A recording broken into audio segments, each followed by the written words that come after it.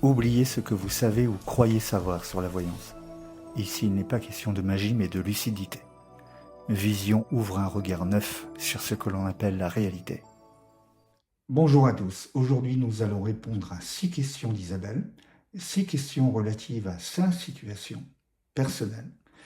Isabelle est une de mes clientes qui m'a consulté à plusieurs reprises et qui s'interroge. Ces réponses seront éclairantes pour absolument tout le monde dans ce genre de situation. Isabelle m'envoie un email que je vais vous lire. Je l'ai déjà lu une fois, 2 fois, 3 fois. Je n'ai rien rédigé à l'avance. Je vais donc lire ces questions et répondre de manière très libre, très spontanément. Je n'ai rien écrit par avance, je ne lirai rien de particulier si ce n'est ses propres questions. Bonjour David, question 1. Est-ce que pour voir l'avenir d'une personne, il faut donner une photo actuelle de cette personne ou bien une photo datant de plusieurs mois ou même de quelques années? Est-ce que cela peut suffire? Car l'on ne possède pas toujours une photo récente de ses proches. Alors, j'ai déjà évoqué cela dans un précédent épisode. C'est-à-dire qu'il faut, dans l'idéal, lorsque vous me consultez, envoyer les photos les plus récentes possibles, en évitant toutefois les photos qui datent de 30 ans, bien sûr, mais plus une photo est récente, mieux c'est. Alors non pas parce que je me fie à l'apparence d'une photo, mais c'est parce que c'est toujours plus stimulant pour moi qu'une photo qui va paraître vieillie. Ça paraît assez évident. Une photo récente est souvent plus stimulante pour moi. Il faut, cela dit, éviter les photos, par exemple, des photos un peu trop froides qui ressembleraient à des photos d'identité. Je préfère les photos très spontanées. Donc des photos selfie ou des photos prises dans un cadre festif sont beaucoup plus stimulantes pour moi. Donc, concernant les photos, il faut m'envoyer dans l'idéal les photos les plus récentes possibles. Alors même si ces photos datent de plusieurs années, ça n'est pas grave, mais il faut vraiment me transmettre les photos les plus récentes, préalablement à notre entretien, bien sûr. Pas pendant l'entretien, ni 5 minutes avant. Il faut l'envoyer le plus en amont possible d'une consultation. Pourquoi? Parce que avant tout entretien, avant toute consultation, je regarde les photos et je m'en inspire pendant une dizaine de minutes, 10 minutes, un quart d'heure, souvent c'est ça. Et lorsque vous me consultez, je suis déjà dans une condition particulière qui permet ensuite aux perceptions de se déclencher assez rapidement. Question 2. Je vous ai consulté à 4 reprises, en 6 mois. Et à chaque fois, vous m'avez parfaitement assuré que mon mari, qui m'a quitté brusquement il y a 18 mois, après 32 ans d'union, m'aimait toujours et qu'il allait revenir vers moi de façon très claire. Vous m'avez décrit des visions très nettes. Vous étiez étonné qu'à chaque consultation, il ne soit pas encore revenu, tant les choses étaient claires pour vous. Vous m'avez même dit, quelle perte de temps cet éloignement qui perdure. Seulement voilà, 1 an après notre premier entretien, mon mari n'est toujours pas revenu, et il est toujours très éloigné de moi sur le plan affectif. Donc voici enfin ma question. Le fait d'avoir eu à plusieurs reprises la même vision éloigne-t-il le risque d'erreur? Pourriez-vous vous être trompé à 4 reprises? Alors je comprends pleinement cette question, Isabelle. Ce genre de choses arrive, c'est-à-dire que les événements peuvent mettre du temps avant de se vérifier, les prédictions plus précisément peuvent mettre du temps avant de se vérifier, la notion de temps n'existe pas en voyance. J'en ai déjà parlé à plusieurs reprises lors d'épisodes précédents de ce podcast, et je le dis souvent en consultation, la notion de temps n'existe pas en voyance. Donc, à 4 reprises, voire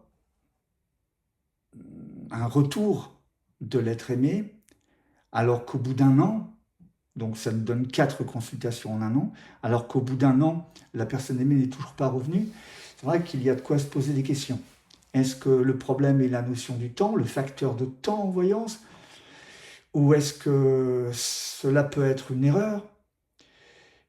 Et donc, comme le dit Isabelle, est-ce qu'il est possible de voir 4 fois la même chose, c'est-à-dire 4 fois un retour, et malgré tout, se tromper?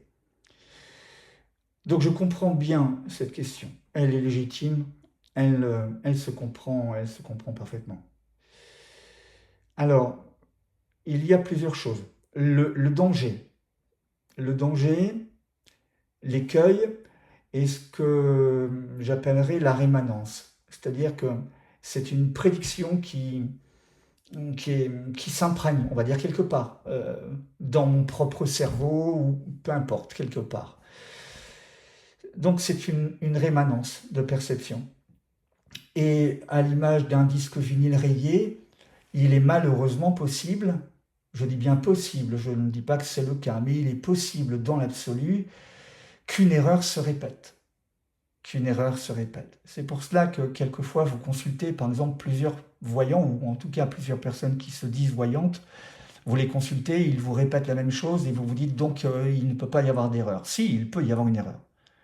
Une rémanence, ça peut être une rémanence télépathique venant des personnes elles-mêmes, c'est un peu complexe. Ça peut être une rémanence que vous-même vous projetez, même de manière inconsciente.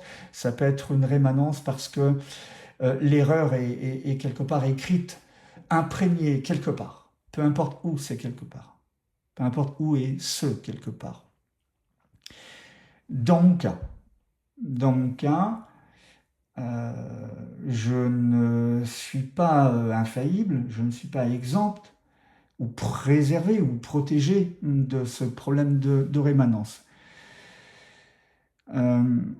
Cela dit, je fais toujours très attention, réellement très très attention, et ce phénomène de rémanence est quelque chose que je connais assez bien. Sincèrement, je connais assez bien ce phénomène. Et lorsqu'il y a rémanence, je me sens souvent mal à l'aise. Un peu comme si l'on me forçait la main. Ça me met mal à l'aise. Donc, voir 4 fois avec moi la même chose et faire une erreur, dans l'absolu, je ne vous dirai jamais c'est impossible, puisque je ne suis pas infaillible, mais je vous répondrai que c'est très peu probable. Très peu probable. Pourquoi? Parce qu'il peut malheureusement arriver que je fasse une erreur, et d'une consultation à l'autre, je corrige en faisant un mea culpa, très sincèrement. C'est-à-dire que vous pouvez par exemple me consulter le 1er janvier, je vois quelque chose sur un ensemble de perceptions, et puis vous me consultez une deuxième fois, peu importe combien de temps après, si je m'aperçois que j'ai fait une erreur, je fais un mea culpa et je corrige l'erreur. Alors, ça ne veut pas dire que toutes les perceptions liées à la première consultation s'avèrent fausses. Non, mais il peut y en avoir une parmi 10. Et dans ce cas, honnêtement, je préfère admettre l'erreur, ou en tout cas la corriger, avant que l'on sache si c'est une erreur ou pas. Je préfère la corriger, je préfère vous dire, écoutez, voilà, là je pense que je me suis trompé, je corrige. Donc je rectifie, je m'auto-corrige. Mais dans une situation, alors ce type de situation où je m'auto-corrige est quand même rare. Ça arrive rarement. Ça arrive, mais ça arrive rarement. Mais une situation où, en l'espèce, 4 fois de suite, je perçois le retour de l'être aimé et, in fine, il s'avère que c'est une erreur, sincèrement, je ne me souviens pas d'une situation où je me serais trompé en pareille circonstance. Je consulte depuis 35 ans, je ne me souviens pas. En toute sincérité, je ne me souviens pas avoir fait déjà ce type d'erreur 4 fois de suite. Donc je dirais que c'est très peu probable. Le fait, en me consultant moi en tout cas, les autres je n'en sais rien, mais en me consultant moi voir plusieurs fois la même chose, je pense que ça assoit quelque part la crédibilité de la perception. D'autant que je me souviens euh, toujours de vous lorsque vous me reconsultez, soit tout de suite, soit en me remettant un peu dans le bain, vous me remémorez un peu la situation et je me souviens très bien de vous. J'ai une très très bonne mémoire, vraiment une bonne mémoire. En revanche, la mémoire ne fonctionne pas pour ce qui relève des visions. Je ne me souviens jamais ou quasiment jamais des perceptions que j'ai, sauf si vous me consultez souvent, régulièrement, 5, 6 fois, 7 fois. Là, je me souviens quand même de certaines perceptions, si celles-ci reviennent. Là, par exemple, pour Isabelle, au bout de 4 fois, je me souviens avoir évoqué le retour du mari. Forcément, si ça a été évoqué 4 fois de suite, mais plus d'aucun détail. Comment allait se passer la réconciliation, tous les détails, je ne m'en souviens pas. Je me souviens du fond, d'ailleurs, je me souviens du retour, point. Et il n'empêche que je me souvienne ou pas, je démarre toujours chaque consultation un peu comme si c'était la première, à savoir, je fais fi de mes propres souvenirs, je fais fi de ce que vous me dites, vous, et je me concentre sur l'attente de la perception qui bien souvent jaillit de manière inopinée. Une vraie perception surprend toujours, j'en ai déjà parlé lors d'un précédent épisode. Donc, est-il possible que je me sois trompé à 4 reprises? La réponse est, à mon sens, je pense sincèrement que non. Je ne me souviens pas que ce type de choses soit déjà arrivé en 35 ans de pratique. Sincèrement, voilà ma réponse. Question 3. À quoi peut-il servir de vous consulter plusieurs fois sur le même sujet, sur un temps relativement court? Selon moi, il y a une utilité à découvrir toujours plus de pièces de puzzle pour le comprendre. Car à chaque consultation, vous m'avez fait part de 4 ou 5 visions très claires sur mon mari et moi dans le futur, des voyages, un déménagement, des paysages, des détails, une maison et même un mariage alors que nous sommes déjà mariés. Alors que vous m'avez dit qu'aucun divorce préalable allait se produire. Alors, donc, quelle peut être l'utilité de consulter plusieurs fois de suite sur le même sujet sur un temps relativement court?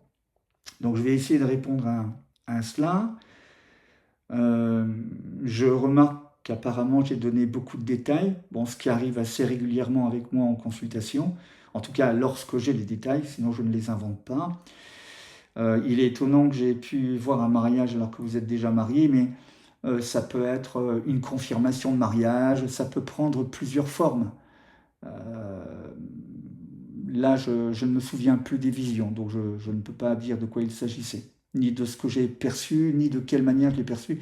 Je ne peux pas me souvenir, donc il est difficile de relever ça. Alors, à quoi cela peut-il servir de consulter plusieurs fois de suite sur un temps relativement court? Bien effectivement, le fait de consulter sur un laps de temps réduit peut permettre d'aller chercher autant que possible les détails, d'aller chercher des informations. Alors des informations complémentaires et des informations qui confirment les précédentes. À mon sens, prioritairement, l'utilité est surtout d'aller chercher des compléments d'informations plutôt que des confirmations. Maintenant, tout dépend de l'objectif que vous avez, vous, en tête lorsque vous me consultez. Vous pouvez très bien me consulter plusieurs fois sur un laps de temps court en vous disant j'aimerais que David me confirme parce que je doute ou parce que j'ai peur ou parce que peu importe les raisons. Mais à mon sens, de mon côté, consulter plusieurs fois de suite, en peu de temps, je ne dirais pas que c'est inutile, en ce sens que cela permet donc d'avoir des informations complémentaires. Il faut toutefois faire attention parce que si vous me consultez plusieurs fois de suite pour le même sujet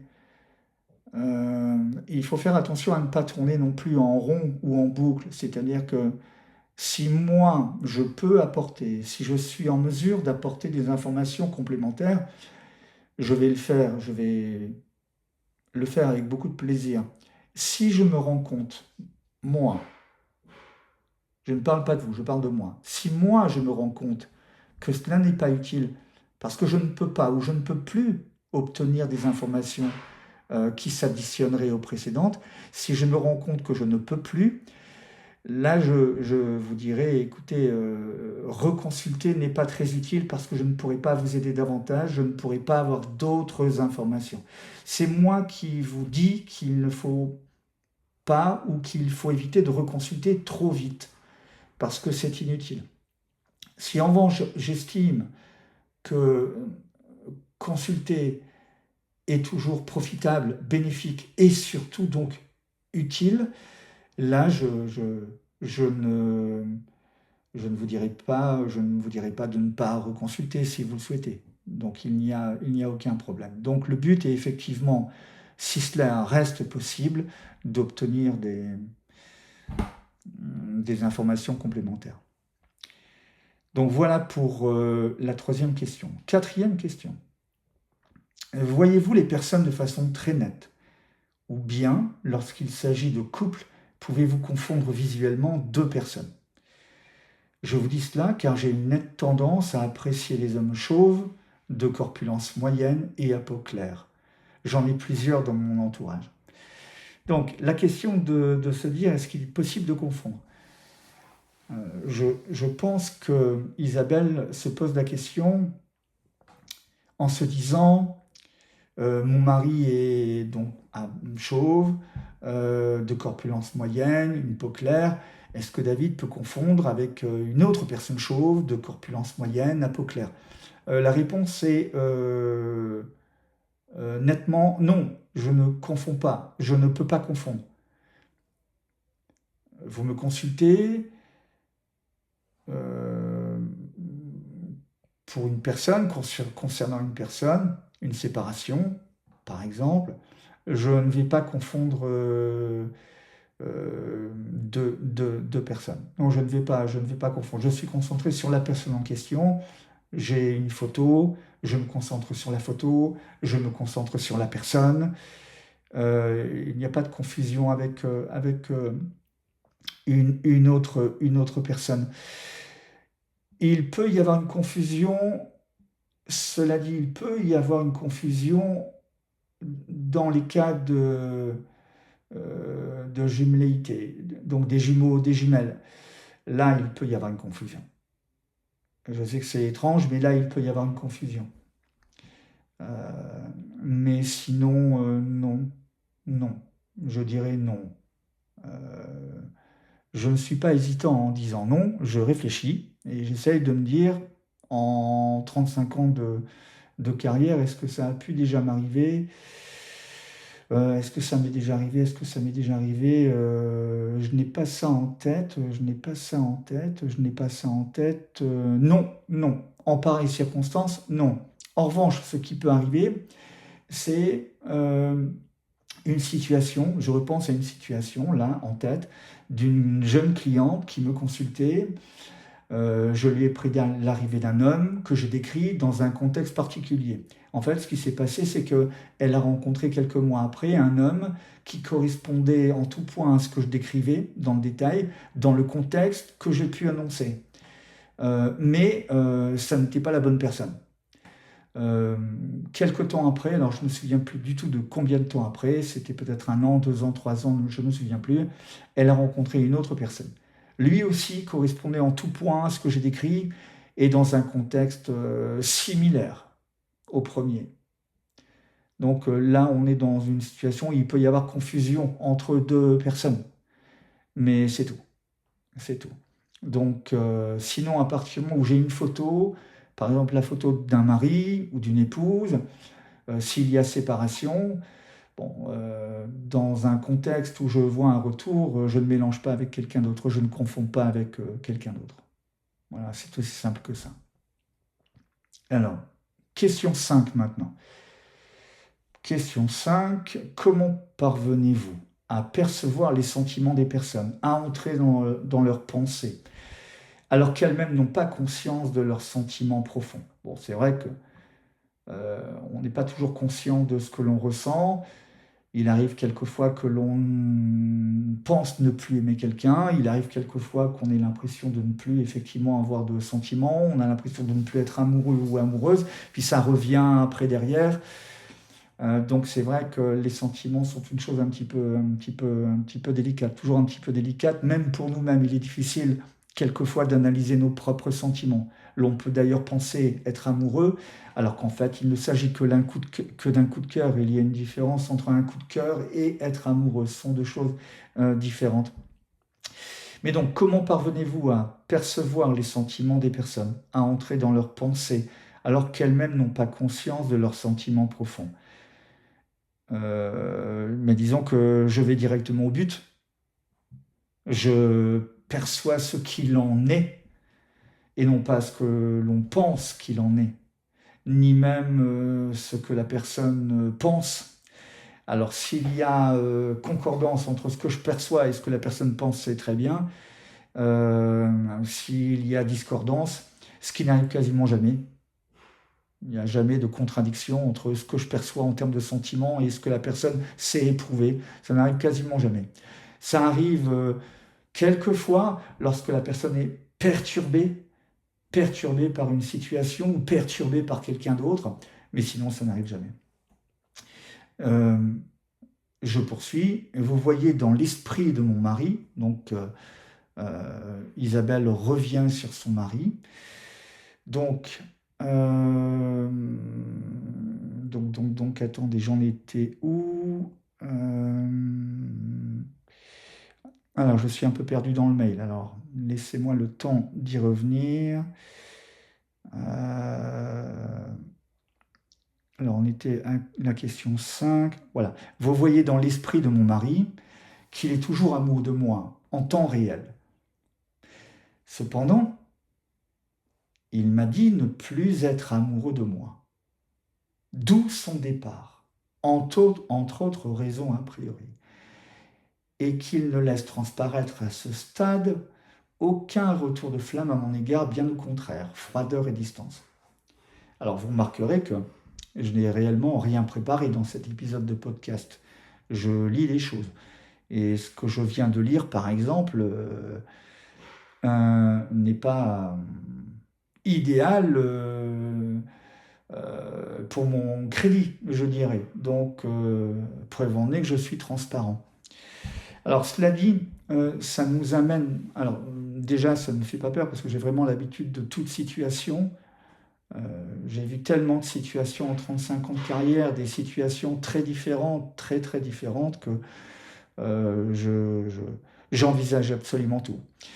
Donc, en fait, on en est un peu à ce que j'expliquais juste avant, en réponse à la précédente question. Donc, comment se fait-il que je perçois des choses alors que le mari d'Isabelle lui dit qu'il ne l'aime plus? Bon, alors, il y a plusieurs choses possibles. Le mari d'Isabelle peut très bien penser sincèrement qu'il ne l'aime plus et il se trompe. Il peut penser sincèrement qu'il ne l'aime plus, et c'est la réalité, mais l'amour peut revenir, peu importe pour quelle raison et peu importe comment. Il y a aussi le fait qu'il peut très bien lui mentir, il peut avoir également sa raison. Voilà, c'est aussi simple que cela. Mais donc, si j'ai des perceptions de quelqu'un à avoir des sentiments, si concernant Isabelle, j'ai eu des perceptions de son mari, il l'aimait toujours, son mari a beau lui dire qu'il ne l'aime plus, ça n'est pas pour ça que je vais changer d'avis en disant bon, je me suis trompé, oui, ma vision n'était pas bonne. Non, j'ai confiance en ce que je vois. J'ai confiance en ce que je vois. Je reste sur ce que je perçois. Et ça va paraître un peu prétentieux, mais le temps va me donner raison. Le temps va me donner raison. Question 6. Votre perception des pensées, des sentiments des personnes échappe-t-elle à l'incertitude de la temporalité? Pouvez-vous voir ce que pense une personne pour laquelle l'on vous consulte au moment même de la consultation? Alors j'ai du mal à comprendre le rapport à la temporalité, donc je vais relire la question. Votre perception des pensées et des sentiments des personnes échappe-t-elle à l'incertitude de la temporalité? Euh, mon cerveau a peut-être du mal à fonctionner, j'ai toujours du mal à comprendre la question. Je dirais tout simplement que je peux percevoir les sentiments de quelqu'un euh, au moment où la consultation a lieu, je peux avoir une perception liée à l'intensité des sentiments d'une personne avant la consultation. Euh, je peux savoir par exemple qu'une personne vous a aimé mais ne vous aime plus, ou je peux percevoir qu'une personne vous a aimé et vous aime toujours. Je peux également percevoir qu'une personne vous a aimé, vous aime et continuera à vous aimer. Alors le fait de pouvoir dire cette personne continuera à vous aimer, ça peut sembler étrange. On peut toujours se dire dans la vie, rien n'est garanti, on ne sait jamais. Oui, c'est très bien, mais croyez-moi, une personne peut continuer à aimer une autre personne par-delà une séparation. Par-delà une séparation. Donc voilà, je pense avoir répondu à toutes les questions d'Isabelle. Donc 6 questions. J'espère que mes réponses vous conviendront. N'oubliez pas de vous abonner pour ne rater aucun épisode à l'avenir. Et je vous dis à très bientôt.